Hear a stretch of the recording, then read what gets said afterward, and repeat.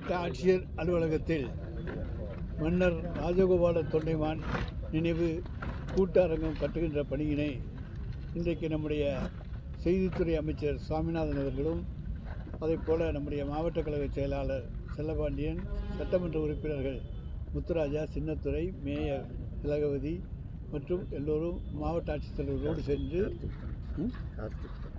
கார்த்திக் இளைய மன்னர் கார்த்திக் தொண்டைமான் எல்லோரும் சென்று இன்றைக்கு இந்த இடத்தை பார்வையிட்டோம். 3,02,00,000 ரூபாய் மதிப்பீட்டிலே இந்த கட்டடம் கட்டப்பட இருக்கின்றது. மன்னர் ராஜகோபால தொண்டைமானுடைய 100ஆண்டு விழாவை முன்னிட்டு மாண்புமிகு தமிழ்நாடு முதலமைச்சர் அவர்கள் அறிவித்த அறிவிப்பு, அதை இன்றைக்கு நாங்கள் செயல்படுத்தி கொண்டிருக்கின்றோம். மிக விரைவிலேயே, அதாவது 28/2/2026க்குள் இந்த பணிகளை முடித்து நாங்கள் திறப்பதற்கான ஏற்பாடுகளை செய்து விடுவோம். மன்னர் குடும்பத்துக்கு எப்பொழுதுமே தலைவர் கலைஞர் அவர்களும் தளபதி நம்முடைய மாண்புமிகு முதலமைச்சர் அவர்களும் என்றைக்குமே நினைவு கூர்ந்து அந்த குடும்பத்தை கௌரவிக்கின்றவர்களாக இருக்கிறார்கள் என்பதை புதுக்கோட்டை மாவட்ட மக்கள் நன்றாக அறிவார்கள். எடப்பாடி பழனிசாமி 3 முக்கியமான அறிவிப்புகளை அறிவித்தார். இன்றைக்கு பொய்பாடி பழனிசாமியாக மாறியிருக்கின்றார்.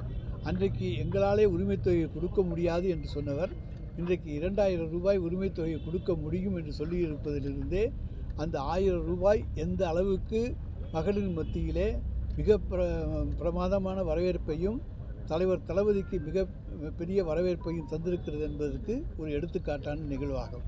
எங்கள்கிட்ட திறமை இருக்கு, நாங்கள் நிதிநிலையை சரி பண்ணி தான் நாங்கள் கொடுப்போம் அப்படின்னு சொல்றாரு. திறமைக்கு அப்புறம் வருவோங்க. முதல்ல 1000 ரூபாயை கொடுக்க முடியாதுன்னு சொன்ன வாய் தான் எடப்பாடி பழனிசாமியினுடைய வாய். அந்த திருவாய் தான் இன்றைக்கு மலர்ந்தறி இருக்கிறது 2,000 ரூபான்னு. அன்னைக்கு கொடுக்க முடியாது என்று சொன்ன எடப்பாடி பழனிசாமிக்கு இன்றைக்கு கொடுக்க முடியும் என்கின்ற யோசனையை கொண்டு வந்து கொடுத்திருப்பது திராவிட மாடல் ஆட்சி. இது எங்களுடைய ஆட்சியினுடைய வெற்றி. நாங்கள் மக்களை சென்றடைந்திருக்கிறோம் என்பதற்கு எடுத்துக்காட்டு இன்றைக்கு 1000 ரூபாயை நாங்கள் 2,000 ரூபாயாக உயர்த்தி தருகிறோம் என்று சொல்லியிருப்பதை தவிர அவரை பொறுத்த வரைக்கும் மக்கள் நம்ப மாட்டாங்க. ஏன்னா 2019 தேர்தலுக்கு முன்னாலே 60 லட்சம் வறுமைக்கு கோட்டுக்கு கீழே இருக்கக்கூடிய குடும்பங்களுக்கு மாதம் 2,000 ரூபாய் வழங்குவேன் என்று சொன்ன வாய் தான் எடப்பாடி பழனிசாமியுடைய வாய். அந்த பொய்பாடி 32 குடும்பங்களுக்கு 1,4 கோடி ரூபாய் செலவிலே 64,000 ரூபாய் ஒரே ஒரு மாதம் மட்டும் கொடுத்தார். பிறகு தேர்தல் வந்துவிட்டது என்று சொன்னார், நாடாளுமன்ற தேர்தலை குறிப்பிட்டு. அதற்கு பிறகு 2 ஆண்டுகள் ஆட்சியில் இருந்தார். ஒருவருக்கு கூட ஒரு பைசா தராதவர் தான் எடப்பாடி பழனிசாமி. அப்படி திறமையற்றவர் இன்றைக்கு சொல்லுகிறார், நான் திறமையாக வந்து செய்வேன் என்று. மக்களை ஏமாற்றுவதற்காக சொல்லுவது என்பது மக்களுக்கு நன்றாக தெரியும். அன்றைக்கு 2,000 ரூபாயை 60 லட்சம் குடும்பங்களுக்கு கொடுக்க முடியாத எடப்பாடி பழனிசாமி இன்றைக்கு 1,31,00,000 மகளிருக்கு 2,000 ரூபாய் கொடுக்க போகிறேன் என்று சொன்னால் நம்புவதற்கு மக்கள் இளிச்சவாயர்கள் அல்ல. திமுக நம்ம அனௌன்ஸ் பண்ணதுனால திமுக தேர்தல் அறிக்கையில் 2,500 ரூபாய் கொடுக்க வேண்டிய கட்டாயத்திற்கு திமுக தள்ளப்பட்டிருக்குன்னு நம்ம நினைக்கிறோமா? நாங்கள் அப்படி நினைக்கவே இல்லை. இதுவே இன்றைக்கு தமிழகத்து தாய்மார்கள் மகிழ்ச்சியோடு பெற்றுக்கொண்டிருக்கிறார்கள். எனவே உயர்த்தி வழங்குவதும் வழங்காததும் எங்களுடைய தலைவருடைய பொறுப்பு தானே தவிர அவர் எங்களை பொறுத்த வரைக்கும் 1000 ரூபாயிலேயே மக்கள் மகிழ்ச்சியாக இருக்கிறார்கள். இது தொடர்ந்து கிடைத்தால் போதும் என்பதுதான் அவருடைய கோரிக்கை.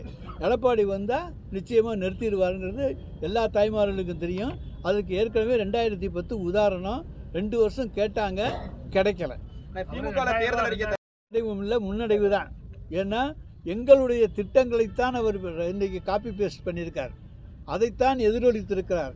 அது மக்களிடம் சென்றிருக்கிறது என்பதை எதிரொலித்திருக்கின்ற பொழுது நாங்கள் கொடுத்த வாக்குறுதிகளை நிறைவேற்றக்கூடியவர்கள் என்பதை இன்றைக்கு எடப்பாடி பழனிசாமி தன்னுடைய வாயால் ஒப்புட்டு கொண்டிருக்கிறார்.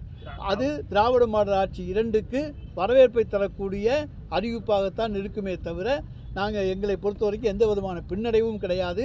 எங்களுடைய தலைவருக்கும் எங்கள் கூட்டணிக்கும் இது மிகப்பெரிய வெற்றியை தரும். அவர் அனைத்து ரேஷன் கார்டுகளுக்கும் 2,000 ரூபாய் சொல்றாரு. நம்ம வந்து தகுதி வாய்ந்த பெண்களுக்கு சார் 1,31,00,000 பேர் கொடுத்துட்டோம். அவர் எப்போவுமே சொல்கிறது தான், செய்கிறது கிடையாது. நாங்கள் சொன்னால் செய்வோம், செய்தால் சொல்வோம். அவர் சொல்கிறதையும் செய்ய மாட்டார், செய்கிறதையும் சொல்ல மாட்டார்.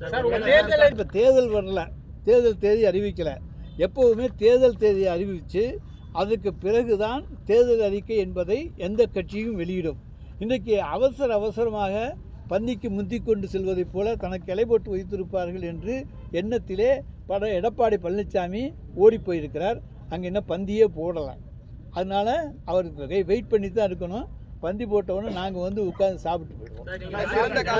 அதாவது நீங்க திமுக தேர்தல் அறிக்கையை காப்பி பண்ணி அவர் பேசினாலும் ஒருவேளை அப்படி ஒரு சூழ்நிலை ஏற்பட்டா 2000 கொடுக்குற அளவுக்கு நிதிநிலை சரியா இருக்கா இப்ப? அது நிச்சயமாக எடப்பாடியால் எதுவும் முடியாது. எடப்பாடியினுடைய திறமை என்பது என்ன என்பதை மக்கள் கடந்த 5 ஆண்டுகளிலே பார்த்து விட்டார்கள். அவரால் திறமையாக எதையும் செயல்படுத்த முடியாது. ஏற்கனவே காளை வளர்ப்பவர்களுக்கு 1000 ரூபாய் கொடுக்கல அப்படின்னு மென்ஷன் பண்ணிருக்காங்க சார். சிறந்த மாடுபிடி வீரர் என்பது ஏதாவது ஒரு 3-4 பேர் தான் வரப்போகிறாங்க. அலங்காநல்லூர், அதே போல் பாலமேடு, இந்த இடங்கள்ல இருந்து தான் வரப்போகிறாங்க, தேர்ந்தெடுக்க போகிறாங்க. அந்த 3-4 பேருக்கு ஏதாச்சும் வேலை கொடுக்கறது ஒன்றும் கஷ்டமான வேலை கிடையாது. அது சாத்தியமான ஒன்று. எங்கள் முதலமைச்சர் சாத்தியமான ஒன்றைத்தான் அறிவித்தார். கடந்த காலங்களில் வந்து காளை வளர்ப்பவர்களுக்கு கட்சியோடு தான் காளைகளை வளர்த்து கொண்டிருக்கிறார்கள். இன்றைக்கு தமிழ்நாட்டிலே வளர்ப்பதைப் போல காளைகள் இந்தியாவில் எந்த மாநிலத்திலும் வளர்க்கப்படவில்லை. இதிலிருந்தே எங்களுடைய ஆட்சியினுடைய வெற்றி தெரியும். காங்கிரஸ் நிர்வாகிகள் வந்து தலைமையை சந்திச்சிருக்காங்க. கூட்டணி குறித்து ராகுல் காந்தி தான் வந்து தெரிவிப்பாருன்னு சொல்றாங்க. ஆல்ரெடி நம்ம அந்த கூட்டணியில தான் இருக்காங்க. ஆனா இனிமே தான் கூட்டணியை அறிவிப்போம்னு சொல்றாங்க. இதுல ஏதாவது நமக்கு கூட்டணிக்குள்ள ஏதாவது கூட்டணிக்குள்ளே எந்த குழப்பமும் வருவதற்கான வாய்ப்பு இல்லை. சிலர் எதிர்பார்க்கிறார்கள், அது நடக்காது. அது அப்பனா சொல்லியிருக்கலாமே சார், திமுக கூட்டணி தான் கூட்டணி சொல்லியிருக்கலாமே. தலைமை முடிவெடுத்து அறிவிக்கும் இப்போ நீங்க பேசாம இருக்குன்னு சொன்னாங்க. அவங்களும் வந்து மேலிடமே சார் கூட்டணிங்கிறது வந்து அர்த்தப்படுவோம். அதெல்லாம் அதை பற்றியெல்லாம் ஒன்று. எங்களை பொறுத்த வரைக்கும் நாங்கள் எங்கள் கூட்டணியை யாரையும் விட்டு நாங்கள் அவர்களை அனுப்புவது கிடையாது. எங்களுக்கு அந்த பழக்கமும் கிடையாது. அவர்களை அரவணைப்பது தான் தளபதியினுடைய பழக்கம். அவர்களை அரவணைத்து கொண்டு தான் இருக்கின்றார். அந்த அரவணைப்பில் யாராவது போகணும்னு நினச்சாங்கன்னா அதுக்கு நாங்கள் பொறுப்பாளியாக முடியாது.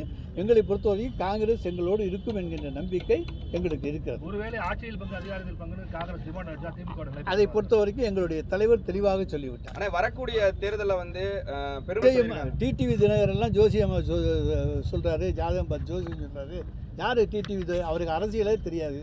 ஏதோ ஒரு புழுக்கில் வந்து சேர்ந்தார், அவ்வளவுதான். அவர் ஒன்றும் சொல்லவெல்லாம் முடியாது. நாங்கள் தனித்து ஆட்சி அமைக்கக்கூடிய அளவுக்கு வெற்றி பெறுவோம்.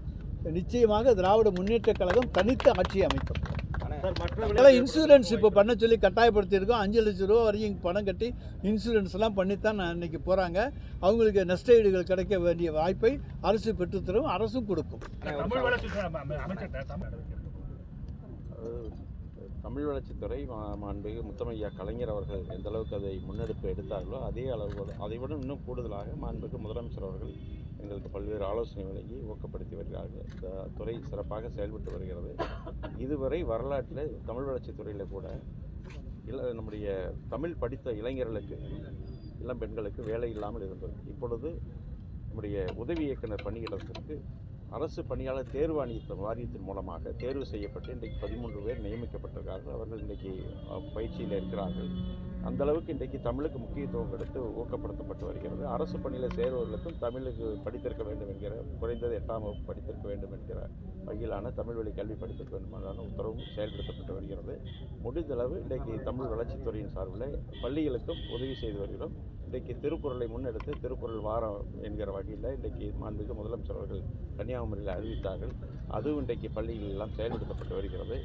பெற்றோர்கள் தங்களுடைய குழந்தைகள் தனியார் பள்ளியில் படிக்க வேண்டும், மத்திய கல்வி பள்ளியில் படிக்க வேண்டும் என்கிற ஆர்வத்திலே கொண்டு போய் தனியார் பள்ளியில் அங்கே விடுகிறார்கள். இப்பொழுது மாண்புமிகு முதலமைச்சர்கள் எடுத்திருக்கிற நடவடிக்கை பள்ளி கல்வியில் பல்வேறு சீர்திருத்தங்களை எடுத்திருக்கிறார்கள். இன்றைக்கு காலை சிற்றுண்டி ஏழை எளிய குழந்தைகள் படிக்கக்கூடிய வகையில் இன்றைக்கு அவர்களுக்கு படிக்கிற பல குழந்தைகளுக்கு காலை சிற்றுண்டி வழங்குவதால் இன்றைக்கு நம்முடைய அரசு ஊராட்சி ஒன்றிய பள்ளி, நகராட்சி பள்ளியில் பள்ளி மாணவர்களுடைய எண்ணிக்கை அதிகரிக்கப்பட்டிருக்கிறது. இடையில் ஒரு 10 ஆண்டு காலம் ஏற்பட்ட தொய்விலை தான் நிர்வாகத்தை சீர் செய்வதற்கு எங்களுக்கு இன்னும் ஒரு 5 ஆண்டு காலம் குறைந்தது தேவைப்படுகிற சூழ்நிலை இருக்கிறது. எனவே விரைவில் நம்முடைய மாண்புமிகு முதலமைச்சர் வரக்கூடிய தேர்தல் வர இருக்கிறது. விரைவில் அதற்கு பிறகு மீண்டும் 2வது முறையாக ஆட்சி பொறுப்பு ஏற்பார்.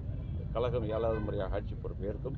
ஏற்பட்ட தொய்வை தமிழ்நாட்டில் நிச்சயமாக செய்யும். எப்படி பொருளாதார வீழ்ச்சியை இருந்தது, இன்றைக்கு மாண்புமிகு முதலமைச்சர் எடுத்த நடவடிக்கையில் 11.1.9% என்கிற வளர்ச்சியை பெற்று இன்றைக்கு தேசிய அளவில் நம்முடைய தமிழ்நாடு முன்னிலையில் இருக்குது. பல்வேறு வகையில் இன்றைக்கு நம்முடைய விவசாயத்திற்கென்ற தனியாக நிதிநிலை அறிக்கை தாக்கல் செய்யப்பட்டு இன்றைக்கு பல்வேறு உற்பத்திகள் அதிகரிக்கப்பட்டு நெல் போன்ற விளை பொருட்கள் இன்றைக்கு உற்பத்தி செய்யப்பட்டிருக்கிறது அதிக அளவில். எனவே மற்ற மாநிலத்தை காட்டிலும் நம்முடைய தமிழ்நாடு முன்னணி மாநிலமாக திகழ்ந்து கொண்டிருக்கிறது. வரக்கூடிய 5 ஆண்டு கால ஆட்சியில் மீண்டும் ஒரு சிறப்பான இடத்தை தமிழில் பெயர் பலகை முழுமையாக வந்து செயல்படுத்திட்டோமா? இன்னும் முழுமையாக இல்லை. நாங்கள் அதை ஏற்கனவே நம்முடைய தமிழ் வளர்ச்சித்துறையும் தொழிலாளர் துறையும் உயர் அதிகாரிகளை வைத்து நாங்கள் இரு அமைச்சர்களும் அமர்ந்து பேசியிருக்கிறோம். அதற்கான வணிகர்கள் சங்கங்களை கூப்பிட்டு அவர்களிடத்திலும் பேசியிருக்கிறோம். அவர்களும் ஒத்துழைப்பு வழங்குவதாக ஒத்துழைத்திருக்கிறார்கள்.